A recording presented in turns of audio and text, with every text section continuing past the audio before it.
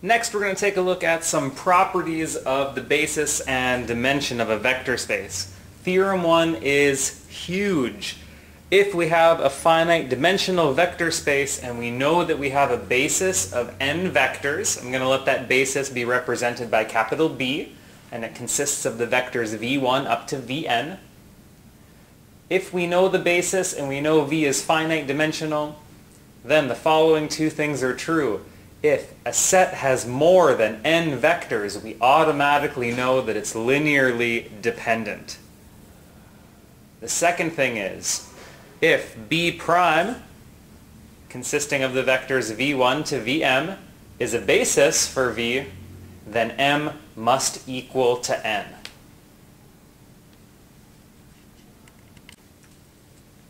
Theorem 1 is crazy strong. It says that if you know the dimension of your vector space, every basis must consist of that number of vectors. So if dim v is n, every basis has n vectors.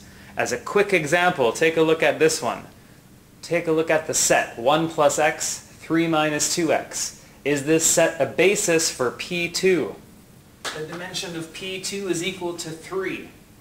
How many vectors do we have in this set? 2. So there's no way this set could be a basis for P2 because there are not enough vectors to make this a basis.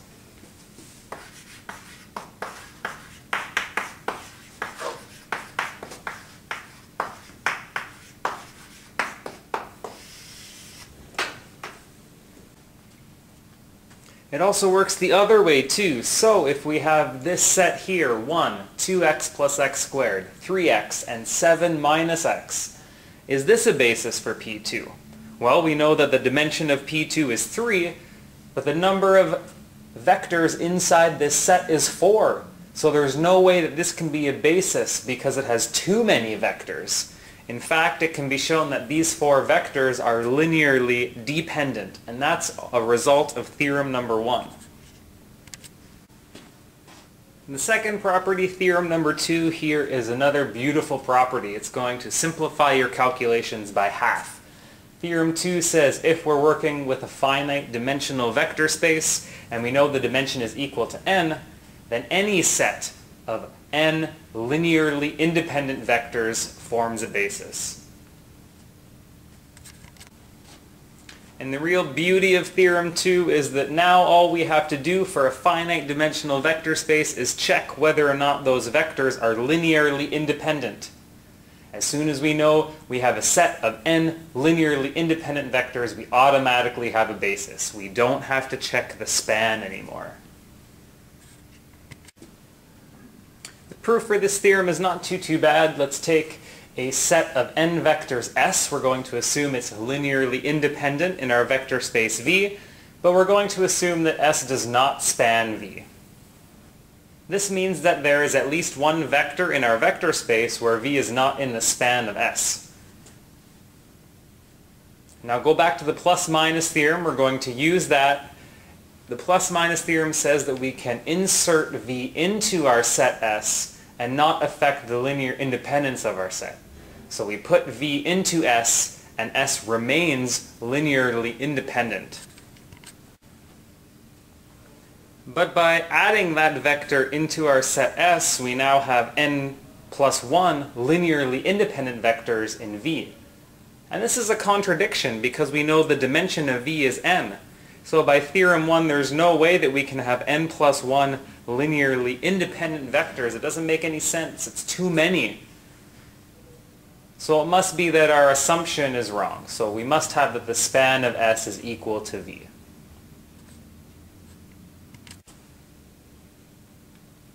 And finally, one more property given here in theorem number 3. So suppose we have a finite set of vectors in a finite dimensional vector space. If this set spans V, but it's not linearly independent, then we can reduce this set to a basis by removing certain vectors. So once again, if this set spans V, but it's linearly dependent, then you want to get rid of some vectors, and then you're going to reduce that set to a basis. The second part says if the span of the set is not equal to V, but we know that S is linearly independent, then we can enlarge this set S to form a basis by inserting vectors that are not in the span. So once again, if you know you have linear independence, but the span isn't quite big enough to capture V, so we don't have enough vectors, then you want to start inserting vectors into S to form your basis. We're not going to prove theorem number 3 because it is a direct consequence of the plus-minus theorem. So what I'd like to do is just give you one last example to show you how to use theorem 3. And in specific, we're going to use part 2. We're going to try to extend a linearly independent set to a basis of a vector space. Now first off, what I want you to note is I know that this set up here is linearly independent because those two vectors are not scalar multiples of each other. Now in order for us to apply theorem 3, we're going to take a look at the span of this set. Remember that the span of this set is the set of all linear combinations using these vectors. So I'm going to express that as a1 times this first vector plus a2 times this second vector. Here a1 and a2 are real numbers. So let's combine these two vectors together. So we're going to get vectors of this form. We're going to have a1 plus 2a2. So a1 plus 2a2s. We're going to have 0 a1s in the first spot, negative a2 in the second spot. And our third component will be a1 plus 3a2s. So this is what the span looks like. It's all of the vectors of this form. Now the key here is that we want to choose a vector that's not inside the span of S. If we choose a vector inside the span, then theorem 3 is not going to work for us. So what you're going to do is you're just going to choose values of a1 and a2 and find a vector that is inside the span, and then you're going to tweak that vector just a little bit so that it's not inside the span. So if a1 and a2 are equal to 1, let's say. So let's just take something nice and easy. We have 1 plus 2, we get 3. We have negative 1, and 1 plus 3 is 4.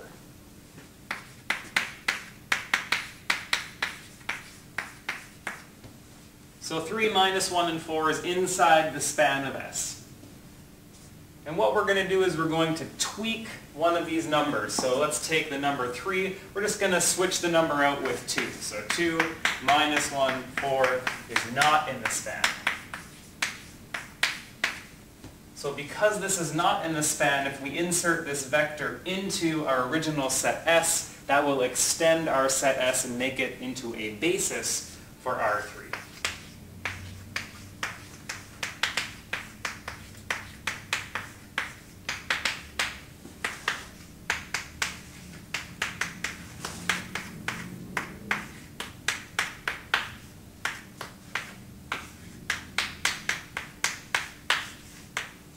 And there we have it, our basis for R3 using the idea from theorem 3. So extending a linearly independent set to a basis.